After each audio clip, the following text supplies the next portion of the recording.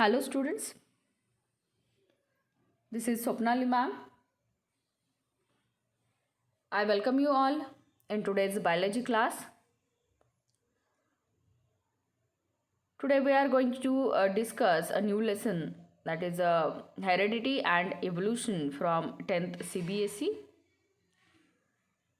So इसमें mainly हम two concepts को study करने वाले हैं. First one is heredity and next one is evolution. The content of this lesson is introductory part of this lesson. After that, accumulation of variations during reproduction. Then the part of heredity, उसमें हम study करेंगे Mendelianism. Then after that, we are going to discuss the process of sex determination and speciation. And the last part of this lesson is evolution. So let us start with the introductory part of this lesson. सो इसमें जो heredity and evolution ये जो main to terms आए हैं तो उसमें the meaning of heredity is this is the process of transmission of characters from parents to offspring. So heredity एक ऐसी प्रोसेस है जिसमें कैरेक्टर्स ट्रांसफ़र होते हैं from one generation to next generation, तो उसको हम कहते हैं हेरिडिटी.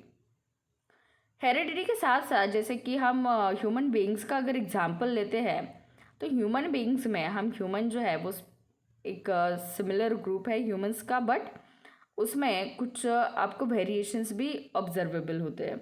जैसे कि फैमिली के जो भी मेंबर्स होते हैं हमारे फैमिली के, तो हम अगर एक दूसरे से कंपेयर करते हैं तो बॉडी डिज़ाइन जो होता है, बेसिक बॉडी डिज़ाइन, वो हर एक ह्यूमन का सेम होता है, बट उसमें कुछ वेरिएशंस हमें देखने के लिए मिलते हैं. जैसे कि हम कह सकते हैं कि colour of hair, then color of skin, height, then attached and free air lobes. तो ये जो कुछ है तो ये क्या है, कुछ ह्यूमन के स्पेसिस में भी ये डिफरेंट हमें ऐसे कुछ वेरिएशन जो है वो ऑब्जर्वेबल होते हैं. तो what is the meaning of variation? So variation is a degree by which progeny differs from parents.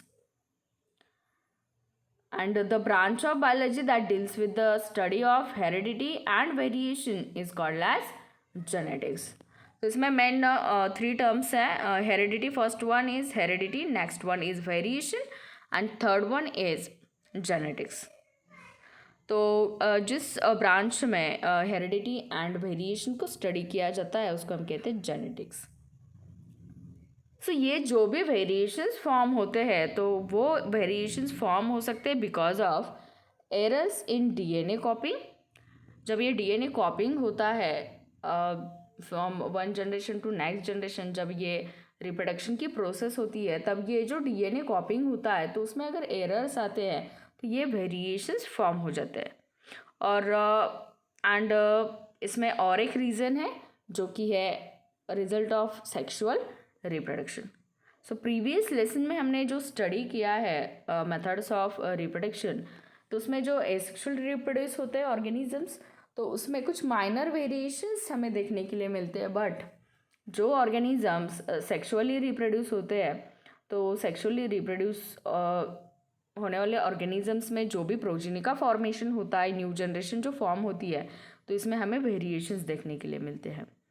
और अगर हम बात करने वाले जो नेक्स्ट कंसेप्ट है इस लेसन का, इवोल्यूशन का, तो ये जो वेरिएशन है इस वेरिएशंस की वजह से क्या होता है, इवोल्यूशन होता है. तो इवोल्यूशन के लिए ये वेरिएशन जो है वो क्या है, बेस है. सो सेक्सुअल रिप्रोडक्शन में माइनर डिफरेंसेस हमें देखने के लिए मिलते हैं, बट जो रिप्रोडक्शन सेक्सुअली रिप्रोडक्शन होता है तो उसमें हमें number of successful variations are maximised by the process of sexual reproduction. So sexual reproduction में ग्रेटर डाइवर्सिटी जो है वो जनरेट हो जाती है because it involves two parents. जैसे कि हमने जो स्टडी किया है difference between sexual reproduction and asexual reproduction, तो उसमें अगर हम देखते हैं तो सेक्सुअली रिप्रोड्यूस होने वाले ऑर्गेनिजम्स में ये जो प्रोसेस है तो इसमें टू पेरेंट्स इन्वॉल्व है, मदर एंड फादर. तो इसमें because of involvement of two parents जो सेक्सुअली रिप्रोड्यूस होते हैं उन ऑर्गेनिजम्स में ग्रेटर डाइवर्सिटी जनरेट हो जाती है। और ये जो भी ग्रेटर डाइवर्सिटी जनरेट हो जाती है जिसको हम वेरिएशंस कहते हैं, तो ये वेरिएशन जो है वो बेस है इवोल्यूशन का। इसकी वजह से इस लेसन में हेरिडिटी एंड इवोल्यूशन ये जो टू कंसेप्ट्स हैं वो टू कंसेप्ट्स कंबाइन करके दिए हैं। In the next part we are going to study the accumulation of variations during reproduction. जो हम बात कर रहे हैं वेरिएशंस की, तो ये वेरिएशन जो एक्यूमुलेट होते हैं रिप्रोडक्शन में वो प्रोसेस हम स्टडी करेंगे। सो variation appear during reproduction whether organisms are multiplying asexually और sexually। तो इसमें अगर हम देखते हैं तो जो ऑर्गेनिजम्स एसेक्सुअली रिप्रोड्यूस होते हैं तो उनमें भी कुछ माइनर वेरिएशंस वहाँ पे जनरेट हो जाते हैं उस प्रोजीनी में। फॉर एग्जांपल अगर हम शुगरकेन का फील्ड देखते हैं तो उसमें भी जितने भी प्लांट्स वहाँ पे ग्रो हो गए हैं तो उसमें भी हमें कुछ ना कुछ वेरिएशन जो है वो देखने के लिए मिलते हैं। सो इसमें जो जनरेशन्स फॉर्म होते हैं तो ये जो भी जनरेशन्स फॉर्म होने वाले हैं तो उसमें कॉमन बेसिक बॉडी डिज़ाइन होती है। कॉमन बेसिक बॉडी डिज़ाइन यानी कि यहाँ पे अगर हम देखते हैं तो यहाँ पे मैंने 2 एग्जांपल्स लिए। तो 2 एग्जांपल्स में देखिए, ये अगर हम बात करते हैं कि ये पैरेंटल जनरेशन, पहले हम इस एग्जांपल की बात करेंगे। फॉर एग्जांपल अगर हम कंसिडर करते हैं कि ये पैरेंटल जनरेशन है तो इसमें अगर ये रिप्रोडक्शन की प्रोसेस होती है तो इसमें ये 2 ऑर्गेनिजम्स नेक्स्ट जनरेशन में 2 न्यू ऑर्गेनिजम्स फॉर्म होंगे। तो यहाँ पे अगर हम देखते तो बेसिक बॉडी डिज़ाइन यहाँ पे बहुत इसमें सेम है, बट जो हमने बात की थी कि जो इनएक्यूरेसी आती है डीएनए के कॉपिंग में, तो इसकी वजह से ये जो पार्ट है इसमें जो कलर आप देख रहे हैं तो इसमें क्या बन गया है, यहाँ पे ब्लू कलर था पैरेंटल जनरेशन में, तो यहाँ पे जो कलर बना है वो क्या है, रेड कलर है। और यहाँ पे अगर हम देखते हैं तो इसका जो बेस था तो यहाँ पे ब्लू कलर का था, तो यहाँ पे क्या बन गया है, ग्रीन कलर। ये क्यों है, तो because of inaccuracy in DNA कॉपिंग है। जब न्यू जनरेशन फॉर्म होती है तो इसमें क्या होता है, थोड़ा सा माइनर जो है वो वेरिएशन हमें देखने के लिए मिलता है, बट जो बेसिक बॉडी डिज़ाइन है वो क्या है, सेम है। अगेन जब ये जो प्रोजीनी है ये जब रिप्रोड्यूस होती है तो एक ऑर्गेनिज्म जो है उस वो क्या करेगा, 2 ऑर्गेनिजम्स को रिप्रोड्यूस करता है। वैसे इससे और 2 इसके जो प्रोजीनी है उसका फॉर्मेशन होगा, रिप्रोडक्शन होगा।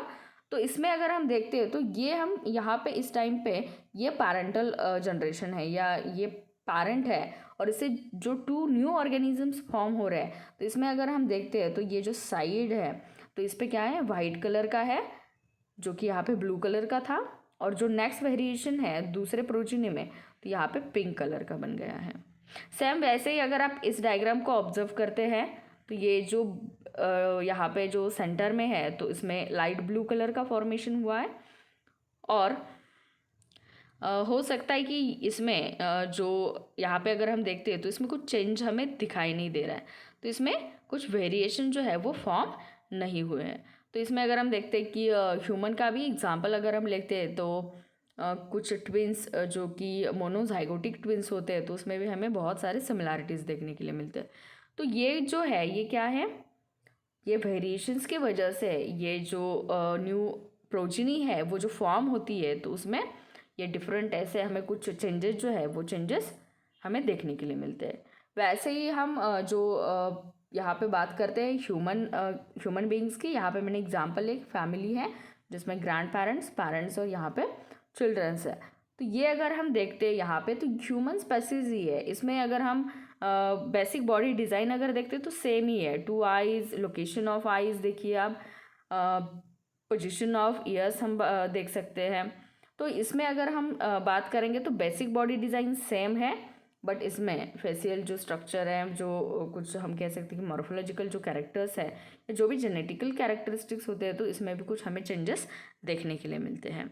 सो the variations accumulate and pass on to more and more individuals with each generation.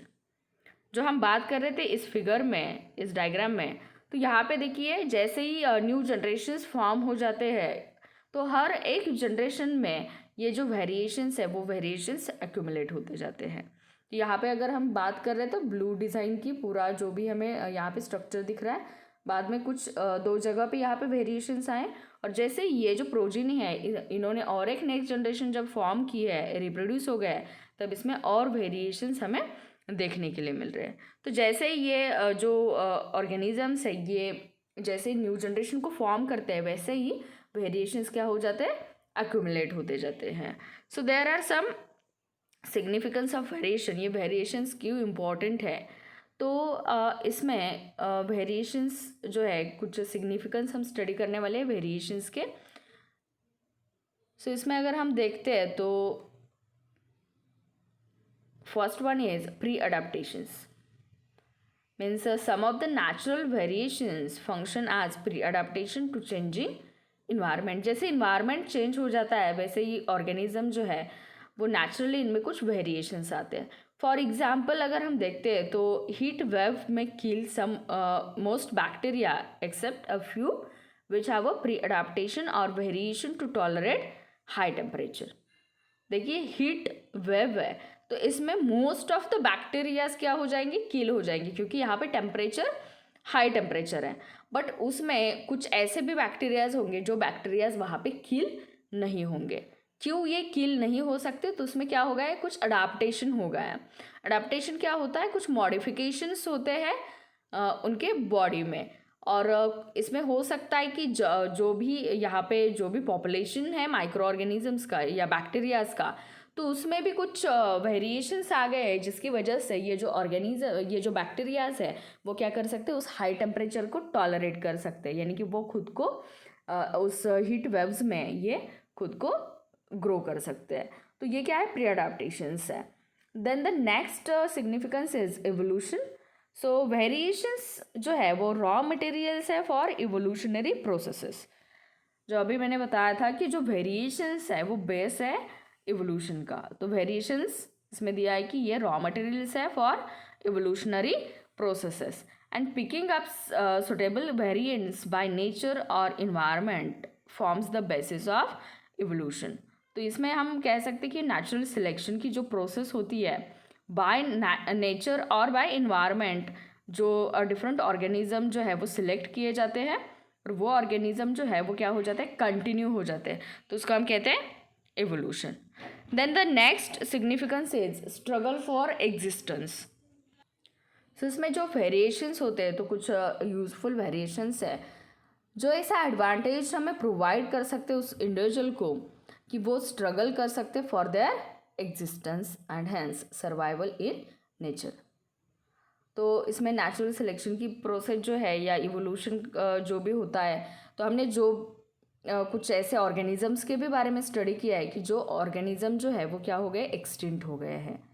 तो जिस ऑर्गेनिज्म ने खुद के एग्जिस्टेंस के लिए स्ट्रगल किया है, तो इसमें अगर कुछ वेरिएशंस फॉर्म हो गए हैं तो वो एडवांटेज है उन इंडिविजुअल्स के लिए जिसकी वजह से ये क्या हो गए, इस नेचर में सर्वाइव हो गए हैं।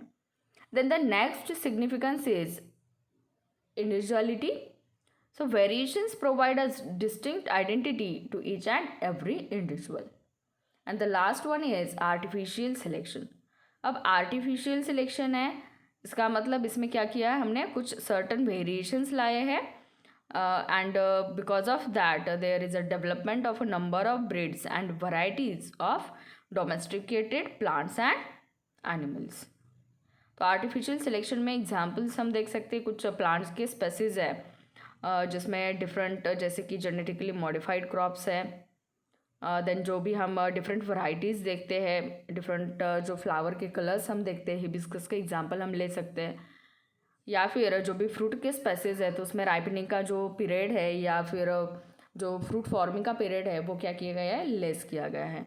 तो ऐसे आर्टिफिशियल सिलेक्शन भी हो सकता है, कर सकते हैं, और ये जो वेरिएशंस आते हैं जिसकी वजह से इनका जो एग्जिस्टेंस जो है नेचर में वो क्या हो जाता है, इंक्रीज हो जाता है। So this is about the significance of variation. Then the next part is about heredity. So हमने डिस्कस किया है heredity is the transmission of genetic characters from parents to offspring और from one generation to next generation. So there are some inherited traits, and these inherited traits which are controlled by genetic material of that individual and are obtained from parents in inheritance. So इसमें अगर हम देखते हैं तो ये जो heredity का part है, तो इसमें मेंडल ने जो वर्क किया है वो वर्क उसकी वजह से मेंडल को कहा गया है father of genetics. So Mendel ने जो एक्सपेरिमेंट्स परफॉर्म किए हैं तो उसके लिए उन्होंने जो प्लांट सिलेक्ट किया था वो है गार्डन पी प्लांट. जो हम बात कर रहे हैं कि हेरिडिटी की, तो उसमें कुछ मेंडल ने कुछ रूल्स बताए, लॉज बताए हैं, और ये जो लॉज है वो भी हम स्टडी करने वाले हैं. So Mendel is known as father of genetics. He worked on the plant pisum sativum, ये उसका बॉटेनिकल नेम है, उसको हम गार्डन पी कहते हैं. And give following laws. इन्होंने 3 लॉज बताए हैं. तो इसमें हम 3 लॉज जो स्टडी करने वाले हैं तो वो है लॉ ऑफ सेग्रीगेशन और purity, then next one is law of dominance, and third one is law of independent assortment. तो ये 3 लॉज जो है वो हम स्टडी करने वाले हैं. सो इसमें जो भी प्लांट को सिलेक्ट किया था मेंडल ने एक्सपेरिमेंट के लिए, तो उसमें उन्होंने 7 ऑब्जर्वेबल कैरेक्टरिस्टिक्स को स्टडी किया है. 7 ऑब्जर्वेबल कैरेक्टरिस्टिक्स.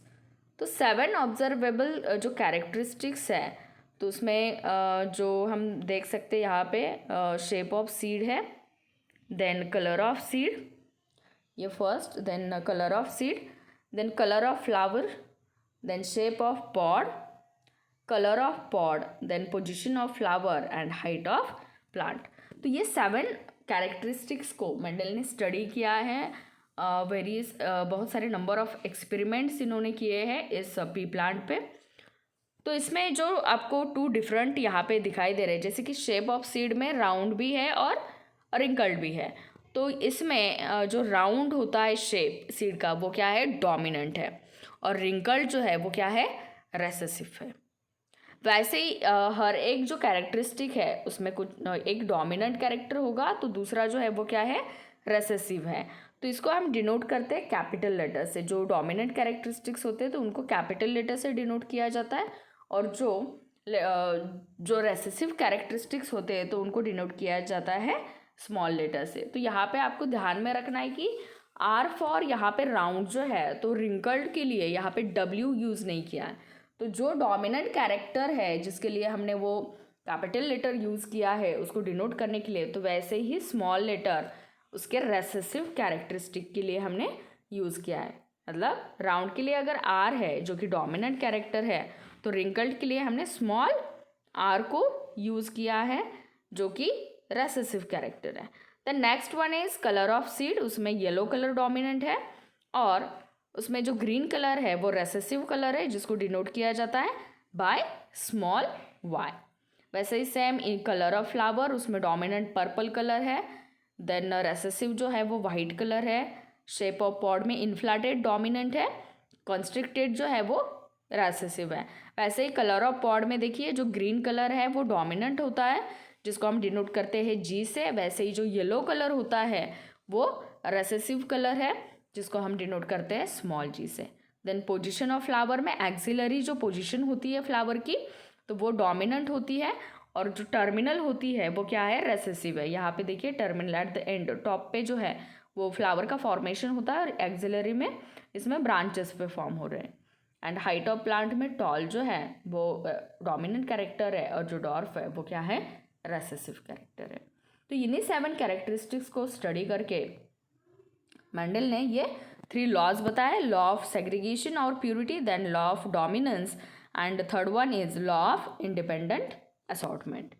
तो इसमें जो हमने यूज़ किए हैं, तो जो 3 हम लॉज स्टडी करने वाले हैं, तो इसके लिए हमें monohybrid cross and dihybrid cross जो है वो स्टडी करना है. सो द थेरॉड जो एक्सप्लेनेशन है मेंडल्स लॉ ऑफ डोमिनेंस का वो हम पहले देखते हैं. तो मेंडल्स लॉ ऑफ डोमिनेंस जो है उसके यहाँ पे देखिए ये इन 2 पिक्चर्स को, इमेजेस को हम स्टडी करने वाले हैं. सो फर्स्ट जो है मेंडल्स लॉ ऑफ डोमिनेंस, इसमें देखिए According to this law, if a cross is made between plants with contrasting pair of characters, हमें क्या करना है, contrasting pair of characters लेना है.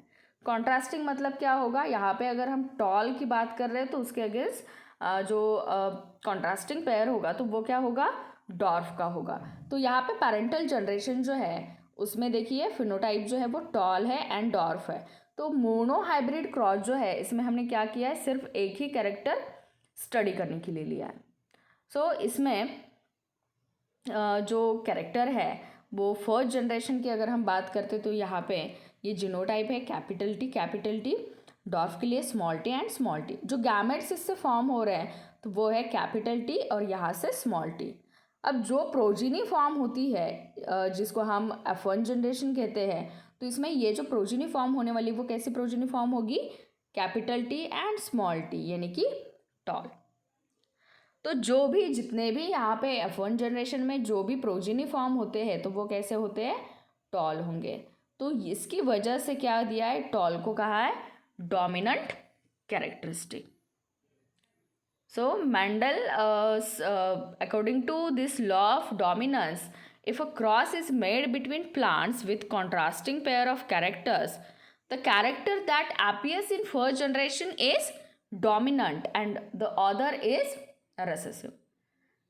जो हम बात करें कि जो F1 जनरेशन होगी तो उसमें जो भी कैरेक्टर एक्सप्रेस होने वाले तो वो क्या होंगे, डोमिनेंट कैरेक्टर होंगे.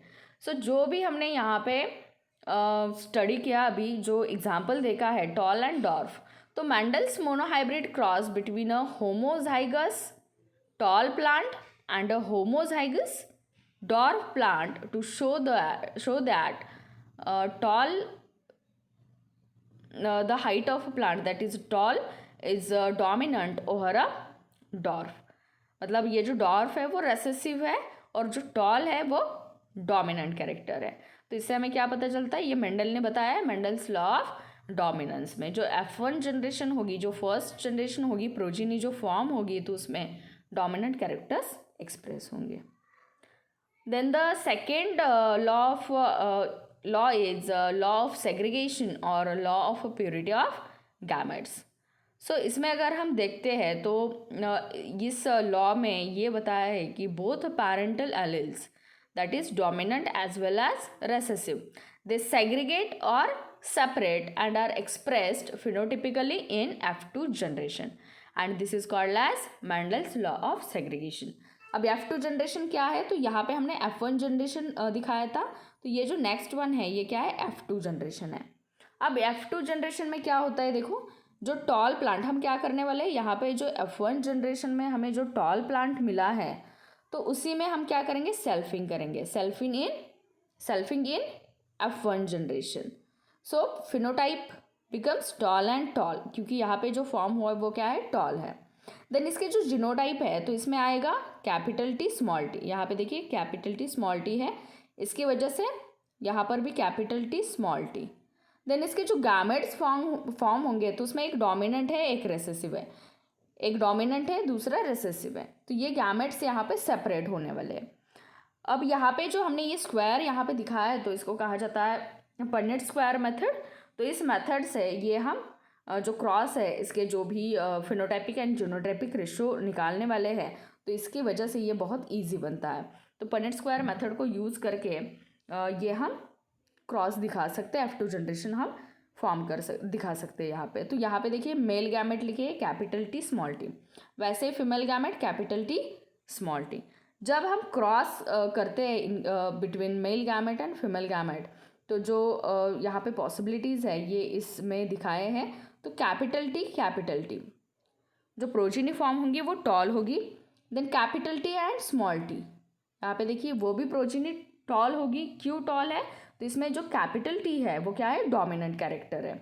और इसमें जो नेक्स्ट वन है तो इसमें भी again capital small T capital T, again इसमें कैपिटल टी आया, इसकी वजह से ये जो कैरेक्टर है ये डोमिनेंट है over dwarf.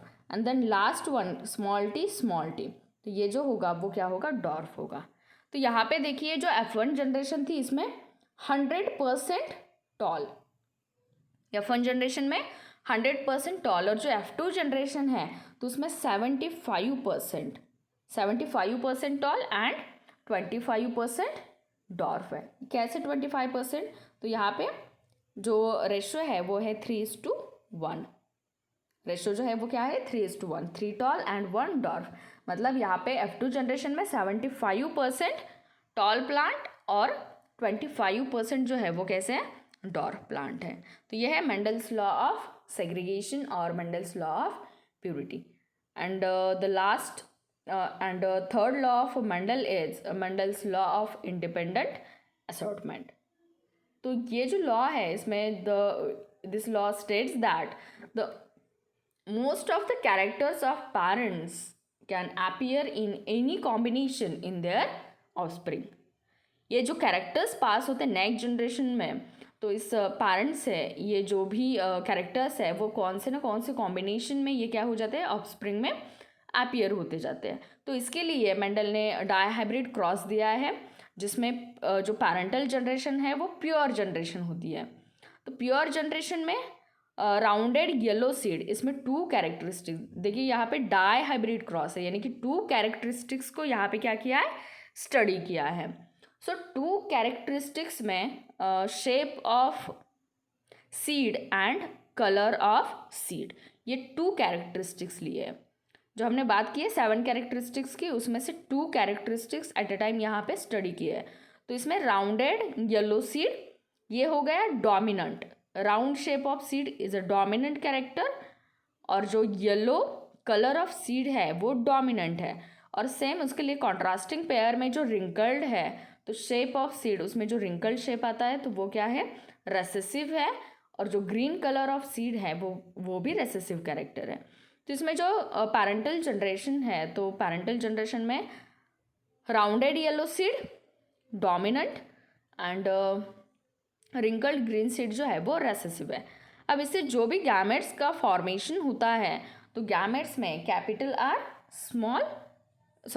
Are capital Y ये डोमिनेंट के लिए आएगा। यहाँ से जो पास होने वाला है तो गैमेट क्या फॉर्म होंगे, ये जो जीनोटाइप है capital R then small capital Y, तो उसमें से capital R and capital Y.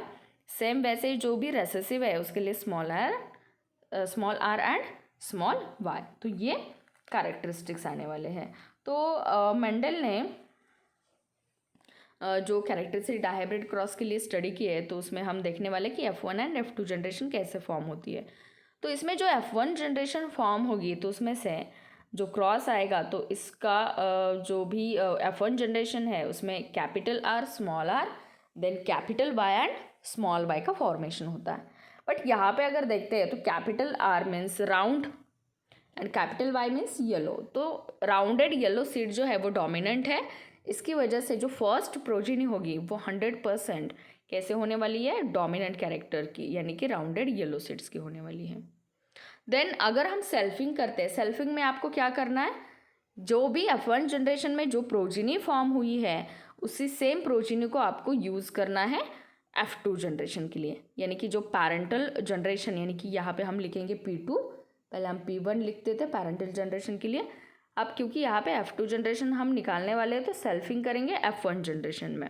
So phenotype same आएंगे राउंडेड येलो सीड। बट यहाँ पे जो गैमेट्स है या जीनोटाइप है वो क्या है capital R small R capital Y small Y. यहाँ पे जो आया है सेम वही हम यहाँ पे भी यूज़ करेंगे।